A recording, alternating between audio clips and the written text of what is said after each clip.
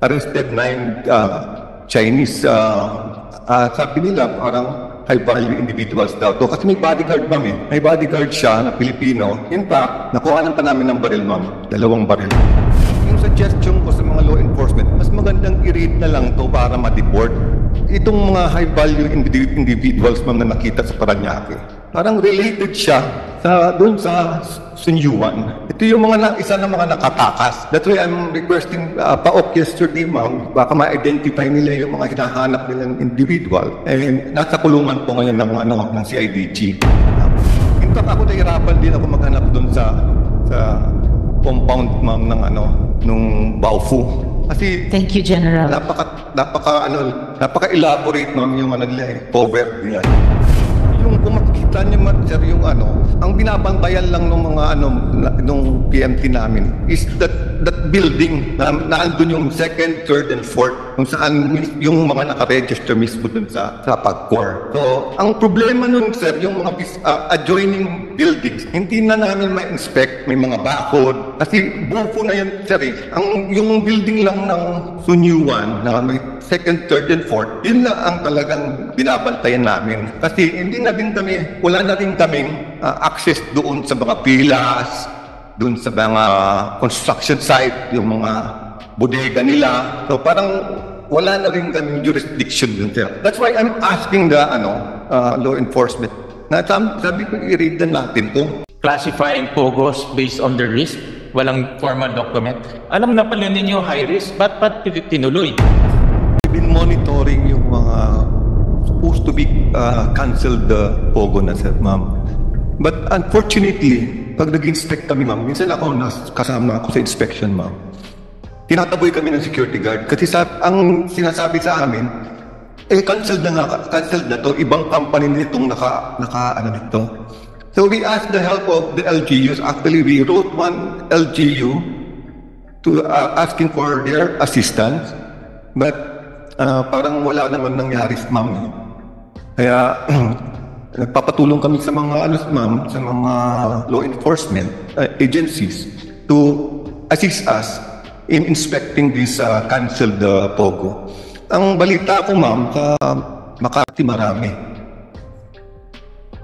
Tinataboy kayo ng mga security guard. Security. Kasi ang paliwanag nila, bagong company na to, at wala kayong power na para mag-inspect. Kasi kinancel na nga tapos bago na daw yung nag-o-occupy na company. Yun ang palaging nila, ma'am, rason. Pero yung mga dating kumpanya na kinancelan nyo ng lisensya, at kahit yung mga di umanong bagong kumpanya, di naman sila makakapag-operate without the license from PAGCOR.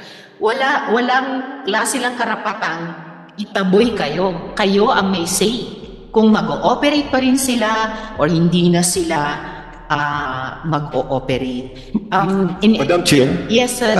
Nagpalit po ng mga pangalan to yung iba. Pero may signature pa rin ng mga dating company, ma'am. Kaya nire-report namin yan, ma'am. In fact, we were able to report 155 reports to the different agencies. And we coordinated. I'm in the loophole, ma'am, with the intelligence community. Yung sa Hongsheng, ma'am, yung sa Sunyuan, mas malalim pa po yung alam ko doon. Maybe I can share with you in an executive session because I don't want to jeopardize the operation of all those who are helping us right now. I've been with the intelligence organization for 23 years. So, marami po akong kaibigan sa police, sa NICA, sa ISAP.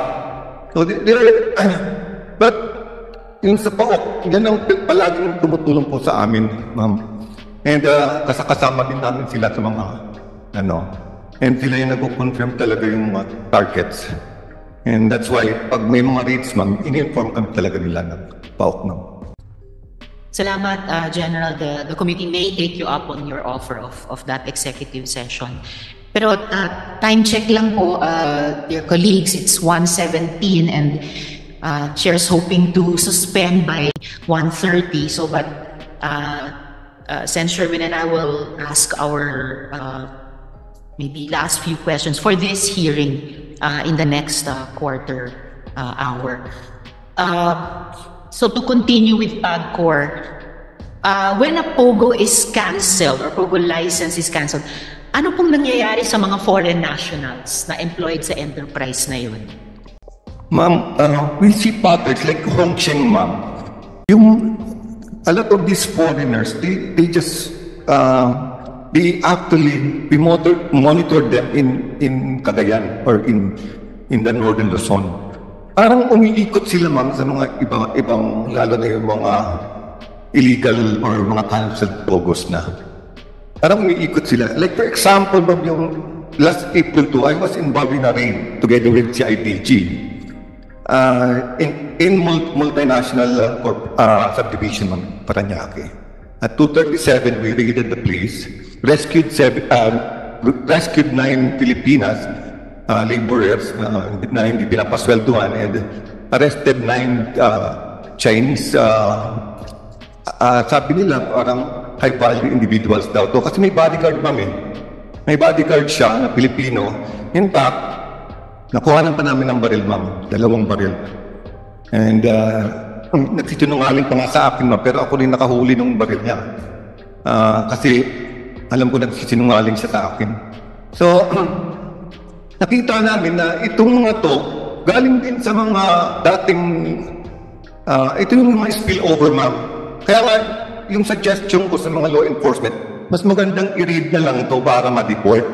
Kesa i-cancel natin yung lisensya lang nila, tapos mag-spread out sila, ma'am. Mag-spread out sila eh. So, sabi ko nga, kaya itong sa Sunyuan, as early as July 2023, may report nga kami sa PAOK niyan, ma'am. I-receive it ng 10 July 2023. And then I coordinated with the mga intelligence organization. Doon ko nalaman na parang may dynamics talaga tong mga to. Mga dynamics. Parang umiikot lang sila. But regarding yung mga legal talagang IGLs as against yung mga illegal. Mas marami yung illegal, ma'am, na mga guerrilla operations. Yung mga guerrilla type operation pala. And may mga patterns na sila. And these are itong mga high-value individuals na nakita sa Parañaque. Parang related siya, no, doon sa Sunyuan. Ito yung isa ng mga nakatakas. That's why I'm requesting PAOK yesterday, ma'am. Baka ma-identify nila yung mga hinahanap nilang individuals. And nasa kulungan po ngayon ng CIDG. So, maraming tumutulong sa amin ngayon, ma'am, because we're desperate actually to weed out illegal gambling, illegal POGO. Or yan, ang POGO nga sa amin, ma'am, pag sinabi namin POGO, illegal yan. Pag sinabi namin POGO, that is illegal. And they should be busted or to be rated. Kasi pag ika-cancel lang namin yung mga ganun, ma'am, mas maganda pang, kasi nag-spread out sila all over the Philippines. In fact, we have numerous targets in the Visayas. Mas madami din to. And I'm very optimistic with the help of a lot of law enforcement agencies. And medyo nagiging close na ako sa kanila, ma'am. Kasi sa dami ng pangulit ko din sa kanila. And of course, even DOJ, we even requested some assistance from DOJ on human trafficking. We're doing our best, ma'am, to the best of our ability. And may shortcomings lang kami because yung mga tao ko naman, hindi naman ganun ka-galing na inspectors na parang police siya maghanap. In fact, ako nahirapan din ako maghanap dun sa compound, ma'am, nung Baofu. Kasi thank you, General. Napaka-elaborate nun yung nila, cover nila doon. Salamat po. We'll be asking follow-up questions about that perhaps at the next hearing. Pero madako lang sa Bureau of Immigration sino po magsasalita for BI? Yes, sir. Again, Attorney Santos, Chief Santos. Just a follow-up question. Many foreign nationals have been discovered with expired work visas. So ano yung nagiging policy ng Bureau of Immigration sa ganyang scenario? For those involved in POGOs, as long as the AGCOR has informed us, ma'am, we issue an order for them to leave the Philippines and include them in the blacklist. In case of non-compliance, it will be already for deportation. It can be a ground for deportation. Salamat. So we'll probably have to follow that up also in terms of implementation kasi gaya ng sinasabi din ni retired General Villanueva, kanselan man nila yung lisensya, IGL, and supposedly ang isang epekto nun yung OGL, yung Online Gaming Employment License ng mga foreign nationals automatically cancel. Pero parang ang may lumalabas na pattern, nagre-recycle lang sila. So there may be a number na kailangan talagang i-facilitate yung pag-uwi nila, failing that, deportation procedures. So, salamat po. Yes, please, Senator Win. Sir, can I continue some questions to PAGCOR? I think yung pinakamalaking elephant in the room was the issue of PAGCOR, my office doon sa Hongsheng. In fact, napuntahan namin yan nung nag-inspect kami ng chairperson. And nakita ko talaga, no? May PAGCOR office doon. Sa kabilang banda, natuwa ako dahil at least hindi na kayo mag-inspect dahil nandun na kayo. Sa kabilang banda, anong nangyari? Merong kayong opisina doon, pero mangyayari pa rin to. So my first question is, ilang tao po ang naka-assign doon sa office na yun? At ano yung kanilang responsibilidad? Yung office namin po doon doon po sir we started it in November 9, 2023 because we consider Sun Yuan as a high-risk IGL. There are about 14 high-risk IGLs na minomonitor po namin ngayon. Ngayon, pag high-risk siya, sir, Madam Chair, naglalagay kami ng 24/7 duty. So, may mga reports na rin kami natanggap during that time. As early as July nga, kaya naglagay kami ng office dyan. And ang shifting yan, sir, every 2 weeks. Every 2 weeks. So, nagpapalit-palit yung mga tao dyan.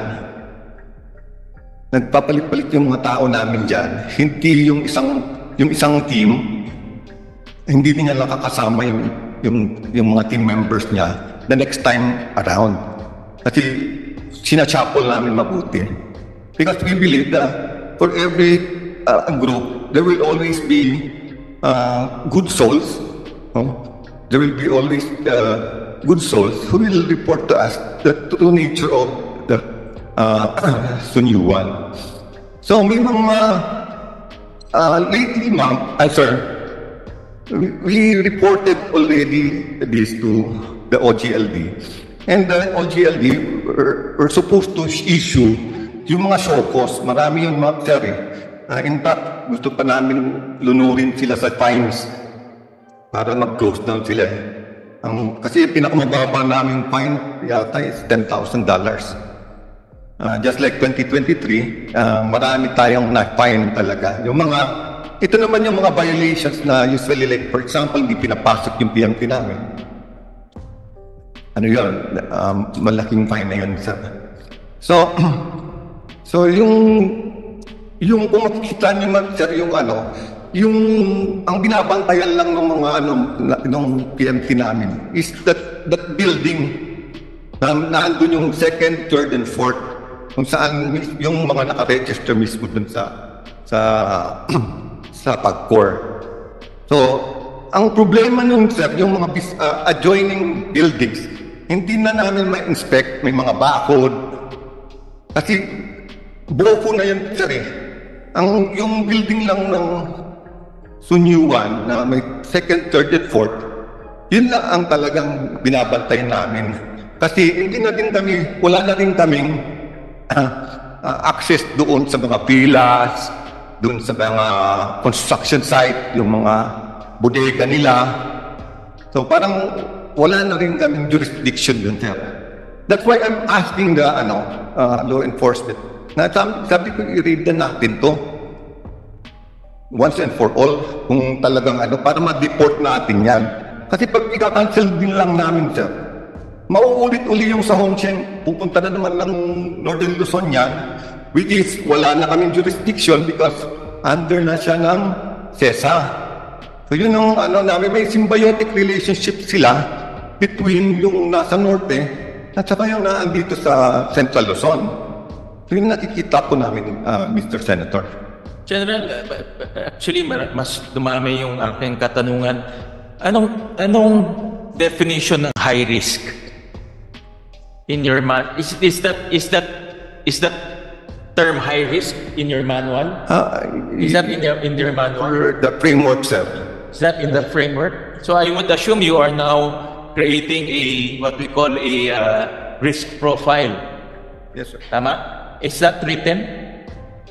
It's not in our in the internet gaming regulations, but they are developing po the monitoring and enforcement regulations wherein they are classifying the licensees based on the manifestations or risks po na pinopost niya. So there's no formal document classifying po Yes, sir. Yes, sir. on There's a no risk formal basis. document. Yes. Pangalawa, sino nagde-decide kung high risk ka, low risk ka, medium risk ka? Our department and the compliance monitoring and enforcement department agrees po kung we think that this licensee is high risk or medium risk or low risk. It depends po on different factors such as the equipment po that they use in their operations, the type of operations po that they are currently doing, if they have been in violation in the past, or kung meron po silang mga mas marami po silang employees, or kung meron na pong mga na-report po na activities na bago or haven't been observed in the past in their operations po. There's no formal document classifying the risk, classifying POGOs based on the risk. Walang formal document. Pangalawa, there's no formal procedure in the classification. Kumbaga, pinag-uusapan nyo na lang. Tama po ba?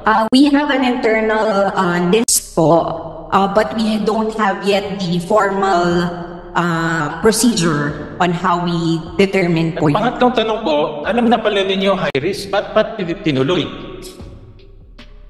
Sir, as explained po kanina ni General RV, gusto rin po namin kasi na maalis na rin po yung mga ganong klaseng companies. We also want po na hindi na rin po kumalat yung ganitong activities. It's also part of the long-haul operation po eh.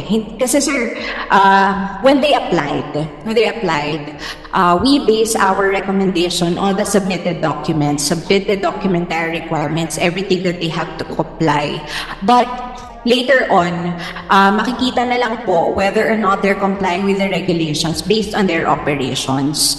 And then we issue enforcement actions such as show cause orders, notices of demerits, as well as fines and penalties if based on our manual, meron po silang violations. At the same time, we also send reports to law enforcement agencies for validation of the observations of our PAGCOR monitoring team. Because we admit that our PAGCOR monitoring team are not trained law enforcement agents.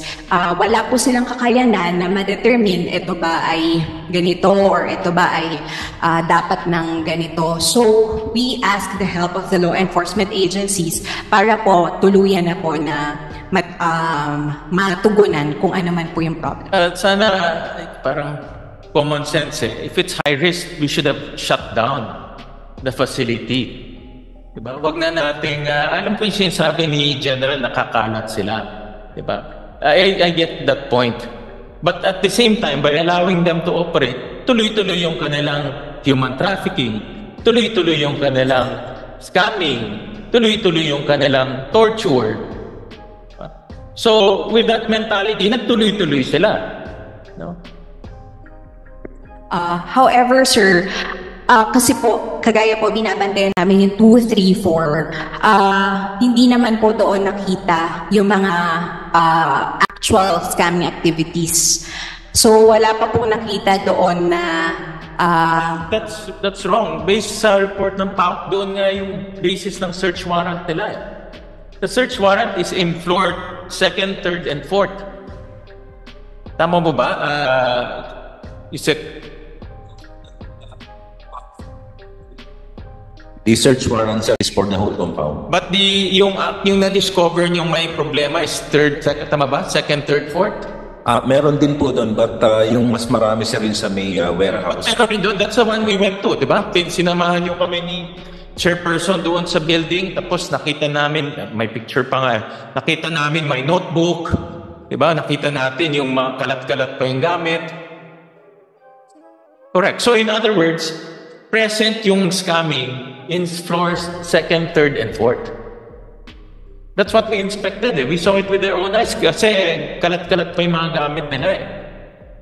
So the question is, kung meron PAGCOR employee doon, 24/7, bakit nakalusot to sa kanila? And then second, na-imbestigahan ba itong mga empleyado? Maganda nga, nagpapalit-palit tayo. Pero kalaban natin dito, mga marunong maglagay at marunong manuhol. Kahit magpalit-palit tayo dyan ng 1,000, kung magaling sila manuhol, wala rin eh.